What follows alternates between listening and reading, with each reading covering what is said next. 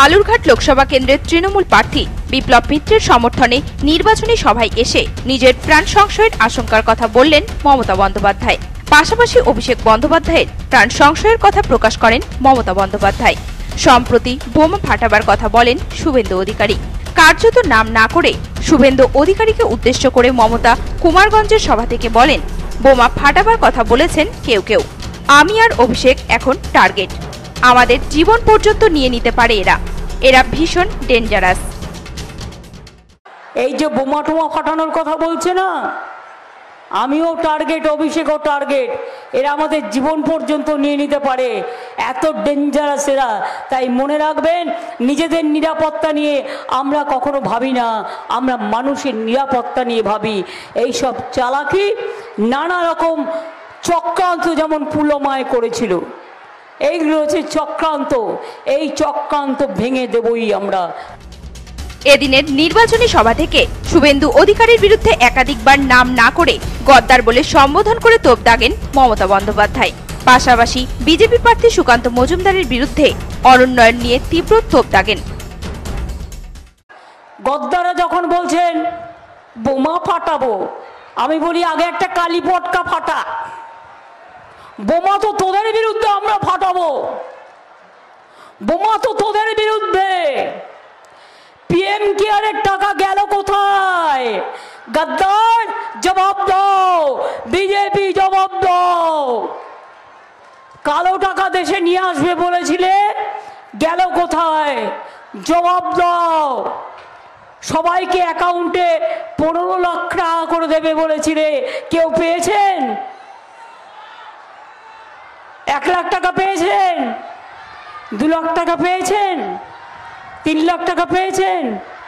4 লাখ টাকা পেয়েছেন? 5 লক্ষ টাকা পেয়েছেন? 6 লক্ষ টাকা পেয়েছেন?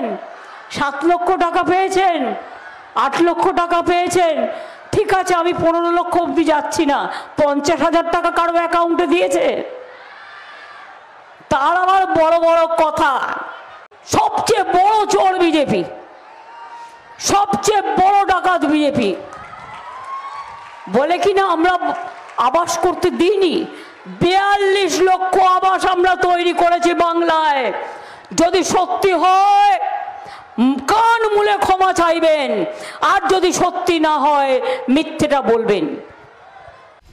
কুমারগঞ্জের সভা শেষে বিপ্লব মিত্রের সমর্থনে বালুরঘাট টাউন ক্লাব মাঠে জনসভা করেন তৃণমূল সুপ্রিমো। এই সভা থেকে বিএসএফ এর বিরুদ্ধে তোপ দাগেন মমতা বন্দ্যোপাধ্যায়।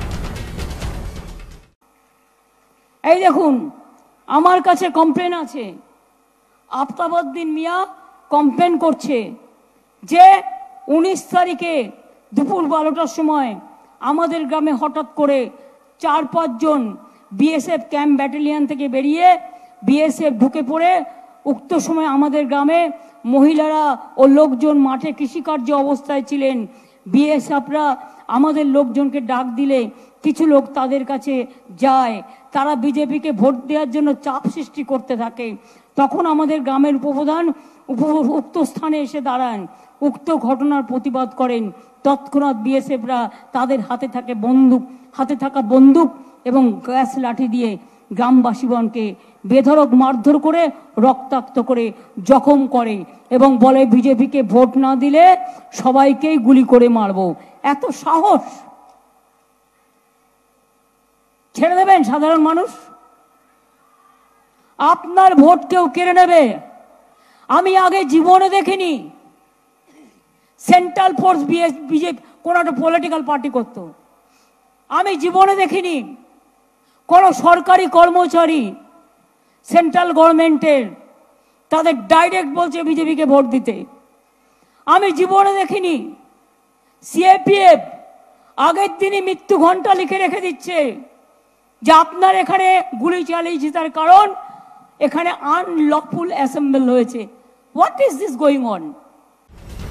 এদিন কুমারগঞ্জে মমতা বন্দ্যোপাধ্যায় পৌঁছানোর পর বক্তব্য রাখেন তৃণমূল প্রার্থী বিপ্লব মিত্র।